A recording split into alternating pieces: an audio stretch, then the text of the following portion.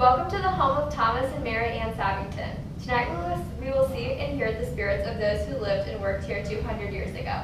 Please do not touch items in the house or speak during the tour. We don't wish to disturb the spirits. The year is 1820 and we are in the newly added kitchen. Lily, the cook and slave of the family, is preparing snacks and minding young Merrill Park, son of Thomas's sister Margaret.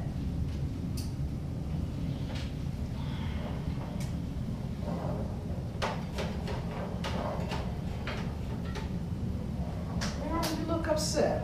What's wrong? Are you missing your home?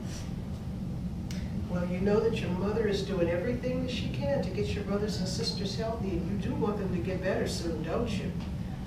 It won't be long. Pretty soon you'll be heading home, and then you can tell your brothers all about that fancy man that you met while you were here. That's not a fancy man. He's a riverboat captain. A riverboat captain? My goodness. All I know was that he had on a mighty fancy coat and an even fancier hat, and everybody in the house was so excited to have him here in the parlor, especially Miss Mary Ann. Miss Mary Ann running around like a chicken with her head cut off. She in and out telling people what to do, giving orders, mostly giving me orders, telling me all kinds of things to do. Now this afternoon she was in here in the kitchen just about the time I was ready to take the slop bucket out the front door. She tells me 5 or 6 things that she wants to do, and then she whirls around. I don't know what happened, because I surely didn't intend to do anything. But before I knew it, Miss Mary Ann, the slop bucket, spilled all down the front of her dress, her good dress. I don't think I'm ever going to forget the look on her face after that. I want to be a riverboat captain when I grow big. A riverboat captain? That's mighty exciting. Did you ever want to be something different when you were young? No, child, I can't say that I ever did. Nobody ever asked me what I wanted to be when I was a little girl. So when I was a little girl, even littler than you, I would follow my mama around in the kitchen helping her out. And that's kind of what I don't understand. Now, Miss Mary Ann, she act like I don't know what to do. She act like I don't know my way around the kitchen, like I ain't been doing this longer than she is old. So she come in the kitchen and she say, now, Lily, I want you to make sure that you put them carrots and celery in that calf foot jelly. Or she might say, Lily, I want you to take the eyes out of them sweet potatoes before you cook them. And I say to myself, I know how to do all of those things. I don't know why she's telling me that. But, well, it's gotten even worse since this new kitchen was added on to the house. Before, when I worked back in the old summer kitchen, I could do things at my own pace and I could do things in my own way. But now it's just too easy for Miss Mary Ann to come in here every few minutes telling me what to do. I don't know. You know, I think I'm just going to have to keep that slop bucket head.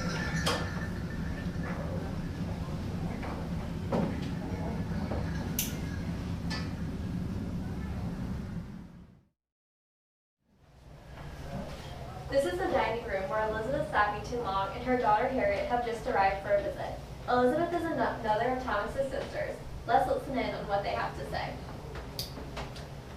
I just saw your Aunt Mary Ann run up those stairs with Celia right behind her. She had some kind of mess down the front of her skirt. I wonder what happened. Well, no matter. Let's see how you're coming along with your needlework. I finished the B and I started on the C. No, let's not get sassy, young lady.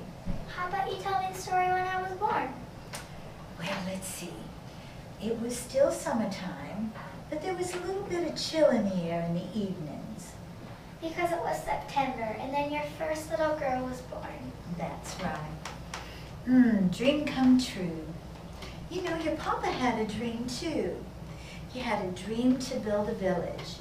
He bought about 400 acres over yonder on the other side of the Merrimack and hoped for 80 families to join him.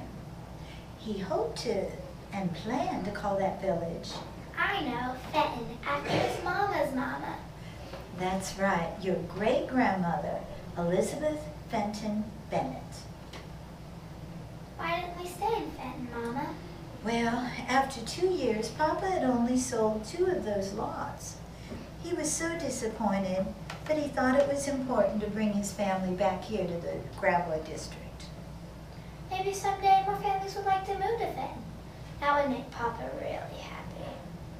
Maybe someday, but I, for one, am so glad to be living close to family and friends again. Fenton was so far from everyone and everything. I like visiting my cousins, even the boys.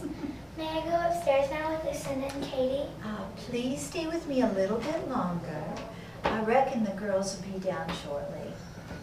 Besides, this is a good time to finish your C and start on the D.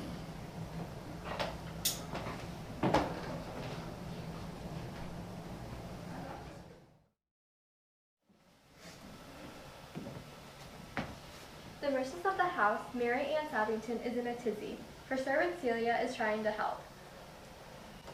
Quickly now, Celia, do me up and back so I can get down to my guests. Yes, ma'am. I just can't believe Lily would be so clumsy as to spill slop on my clean, good dress. Pig slop. I was all ready to serve the ladies and gentlemen hot cider and biscuits. You don't think she'd do it on purpose, do you? I know, Miss Marianne. Lily would never do such a wicked thing like that. She's been out of sorts ever since Mr. Thomas put on the new kitchen.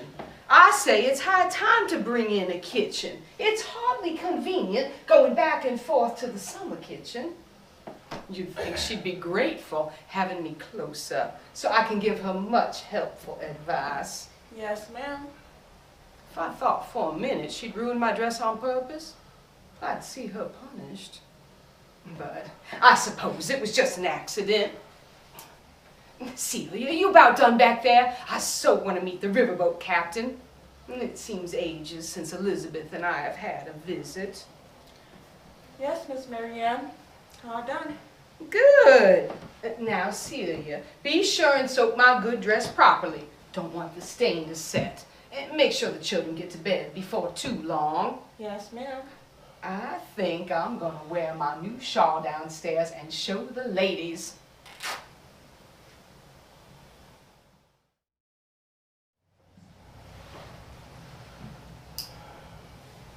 Lucinda, it's good of you, Uncle Tom, and Aunt Marianne to let me and Meryl stay here for a few days. The rest of my family has that terrible fever, and Mama said she just couldn't bear to have us ailing too. Oh, don't worry, Katie. I'm sure your whole family will be well soon. Besides, it means us cousins get to catch up. I've missed you so. And I've missed you. Ever since school's ended, Mama's been working harder than ever to make me into a lady. All that spinning and sewing and cooking and pickling and watching over my 5 ornery brothers. I'd much rather be back in school. It's a lot easier than women's work. Tell me about the happenings on at school. Well, there still ain't but a few of us girls, but at least those bullying boys who gotten taken down a notch. You mean John, Lynn, and Bill? I heard something about them and cemetery spooks in the woods. No spooks, Katie. But you have to promise not to tell anyone. You can trust me. I won't tell. Well, you know Sam Wells? Sure, John, Lynn, and Bill tease him sore for being as skinny as a beanpole, but he's nice enough. He's got more brains than any of those boys anyway. And he's a mighty good shot. Do tell, Lou. Well, you know that cold spell a few days back? So I was riding my pony, Toby, to school, and he saw some persimmons on the ground and of course wanted to stop to munch on them. So I obliged. Then I saw Sam coming around those oak trees and he spotted a dead squirrel on the ground. It was froze solid.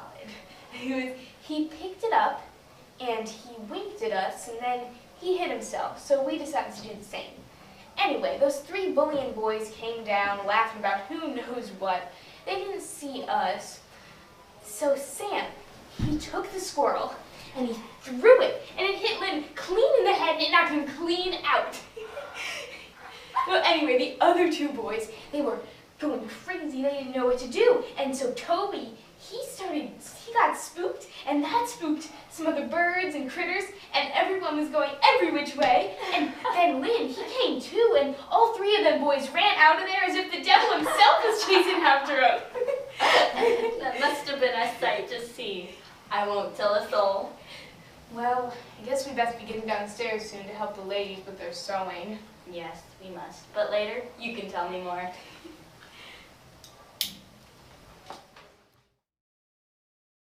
Master of the house, Thomas Sappington, is greeting neighbors John Long and Frederick Dent, as well as the steamboat captain Henry Shreve. So glad you and your family could come this evening, John. Happy to be here. Would you please introduce your friends? This is Mr. Frederick Dent, our newest neighbor. And this is Captain Henry Shreve of the Riverboat, Washington. Yes. Gentlemen, Mr. Thomas Sappington. Welcome, gentlemen. Please have a seat. My wife will be in with some refreshments shortly. That would be nice. I hope you don't mind I'll take off my coat. It's wet and rainy outside, but it's nice and warm in here. Not at all. Now tell me, Mr. Dent, what do you think of your new spread? Oh, it's fine farmland. I aim to expand the house to a nice country home. I might name it Whitehaven, after my homestead out in Maryland. My wife and my kids right now, as it is, they're living in St. Louis. I have a bustling mercantile there. That's where I met the captain. He spoke so highly of his country home, I just had to see it for myself. It's a pretty nice place to settle. Yes. Now, Captain Shreve, I recollect a few years back when the very first steamboat, the Zebulon Pike, made its way to St. Louis. The whole city and county came out to see it. Oh, that popular? It was that slow. Riding my old nag, I even got downtown in time to see it pull into the dock, sputtering and puffing and sparking. John. You're absolutely right, John. The Pike was so slow, it only does 3 miles an hour going upstream. It has a deep draft and only one stack. It took 30 days for that to get from St. Louis all the way to Louisville. Now you take my ship, the Washington, with its shallow keel and 2 stacks, it can make the same trip in 1 week. That is a proud captain and engineer talking. As a businessman, I'm more than happy that goods are shipped faster nowadays. With people flocking west, my items are flying off the shelf. That's good business for me and for St. Louis. That is a boon. I reckon that St. Louis farmers and fur traders can also get their goods to markets far and wide, and quicker too.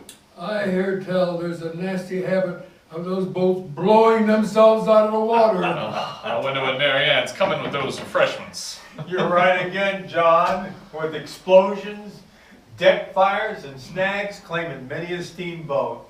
Few last as long as 5 years. Now, why put all that money into a ship that'll sink in just a few years? Why, my dear Mr. Sappington, the steamboat's the fastest way to get people and goods westwards. They pay for themselves in a few short months. After that, it's all clean profit. Thank you for spending this evening with us and the spirits of Sappington House. We invite you to come back and see and learn more of the house and those who lived here.